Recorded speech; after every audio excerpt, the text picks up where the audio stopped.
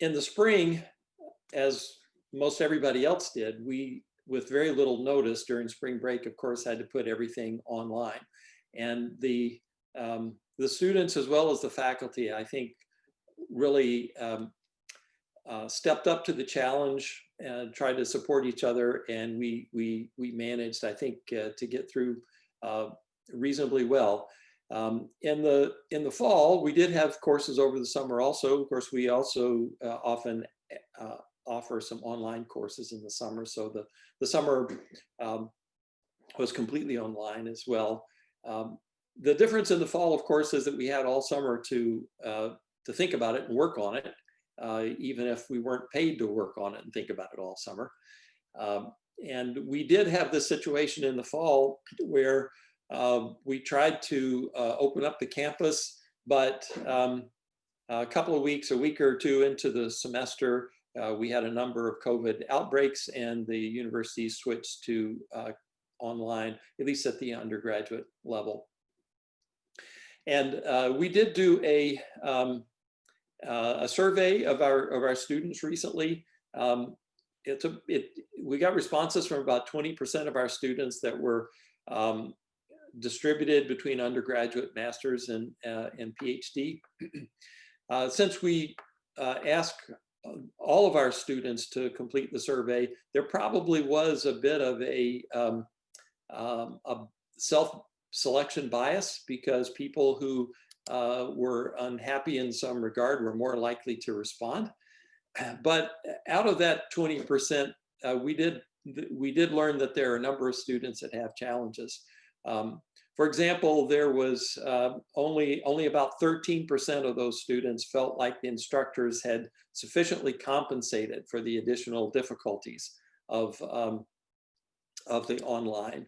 And in terms of mental health, there were only about 10% who said that their mental health was as good as it was before. Everyone else had felt like that there were various levels of challenge.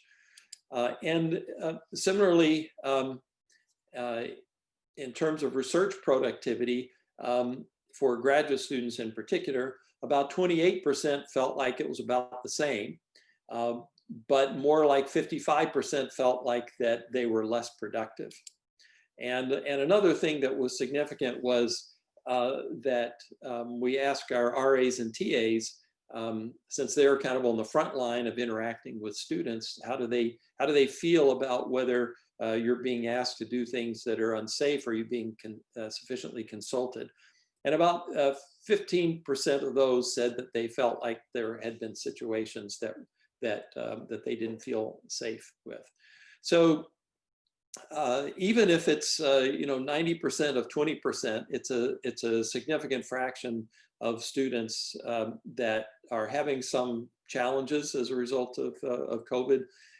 To address that, some of the things that we've tried to do is certainly make these survey results available to the faculty, offer suggestions, opportunities. Some faculty have taken some online training on how to teach online.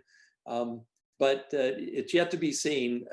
I mean, I think the stress is there for faculty and staff as well. I spoke particularly about the students, but I'm, as most department heads are probably aware, that there are instances of significant stress from the faculty and staff during this situation as well.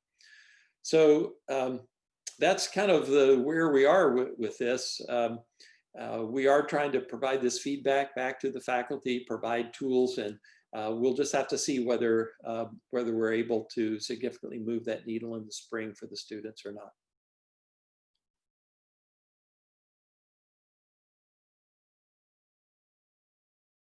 For the fall, when planning for the fall, we had 4 modes that the university was planning for: face-to-face, hybrid, which is part face-to-face and part online.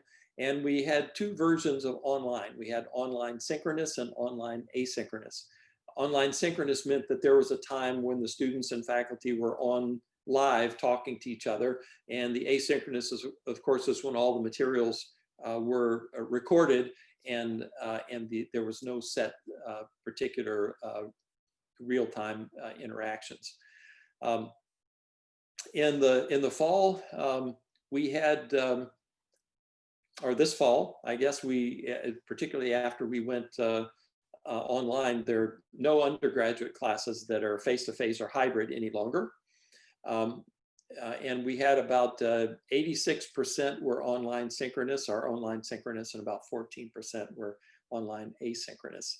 At the graduate level, we did have about 30% of the courses, or sections, I said 30% of the sections that were either face-to-face or had hybrid components. In the spring, what we did was we asked the faculty, the university didn't put any restrictions on us. And so what we did is we asked the faculty to recommend what they would like to do with their course, taking into account what was pedagogically best for the course, as well as what they felt was safest.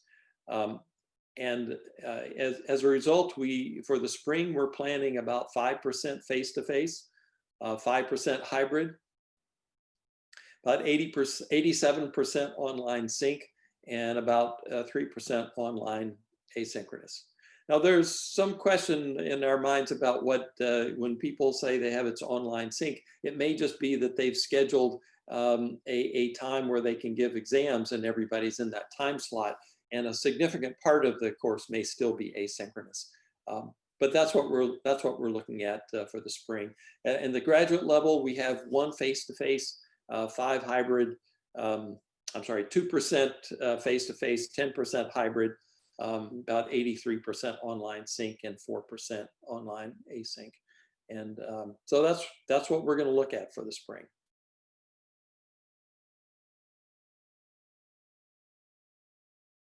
It's certainly true that there has been a range of experiences and preparations for this.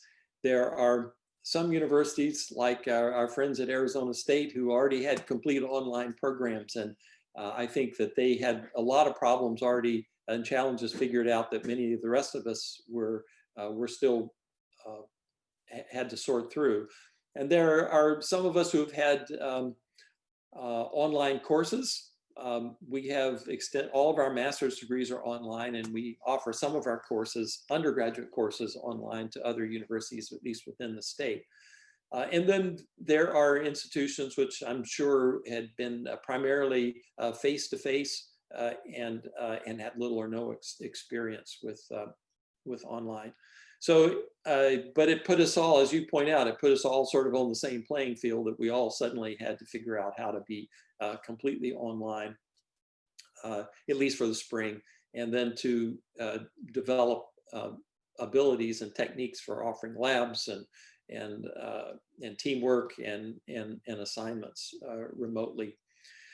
One of the things that we had done several years ago is started to require all of our sophomores to buy an analog discovery too, and we integrated that through a number of their courses through the curriculum. Our intent was not primarily to enable online activity, but rather to empower the students to do things outside of the lab, so that they could explore ideas and circuits and concepts at home on their kitchen table. But that did mean that we had a lot of the pieces in place that made it easier for us to transition and offer a lot of our courses with labs and still having hands-on experience. And in recognizing this this new environment, I want to take this opportunity to talk about a project that a number of us have been involved with over the summer. And Barry, you've been one of the key people as well, and that's what we call a project RECET. RECET is RECET for Remote Electrical and Computer Engineering Teaching, basically seizing the moment.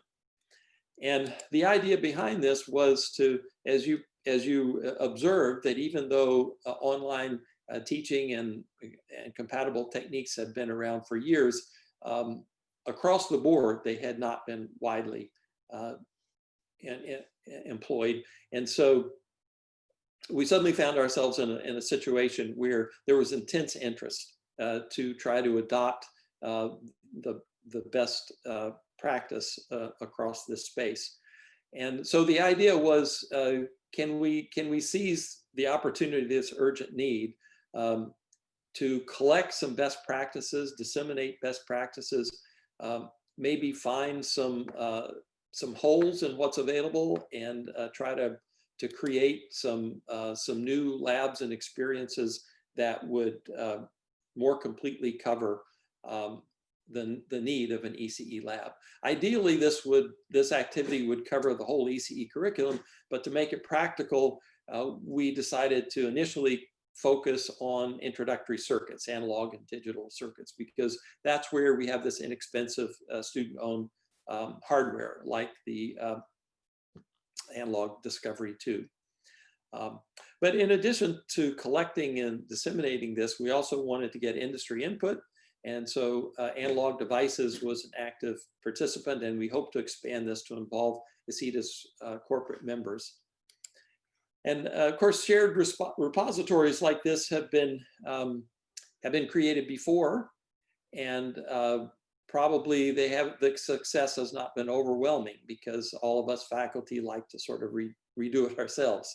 And so it's a legitimate question about what's different now. And of course, we don't know for sure that it's going to be different now, but here are the reasons. One is there is this intense interest driven by the urgent need.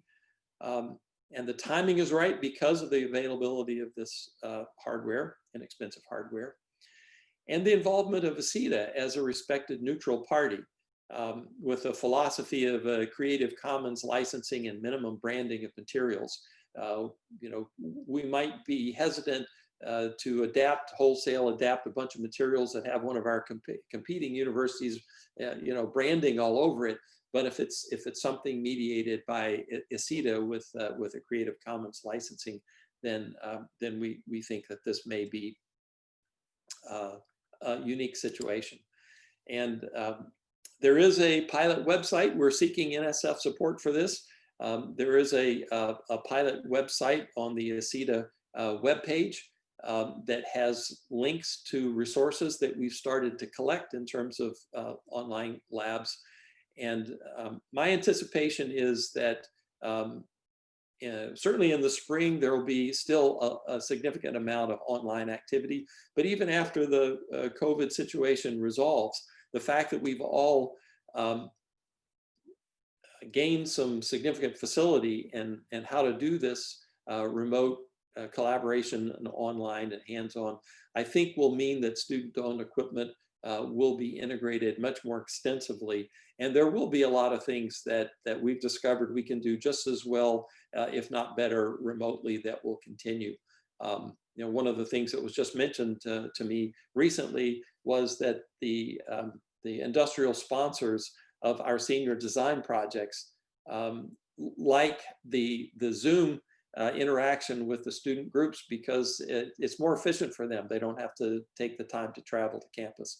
Now, we can argue whether that's as good for the students, but there are certain aspects of this where it does seem like that the Zoom or the online interaction is more efficient. So I'm quite certain that that a number of these things these practices will continue past COVID.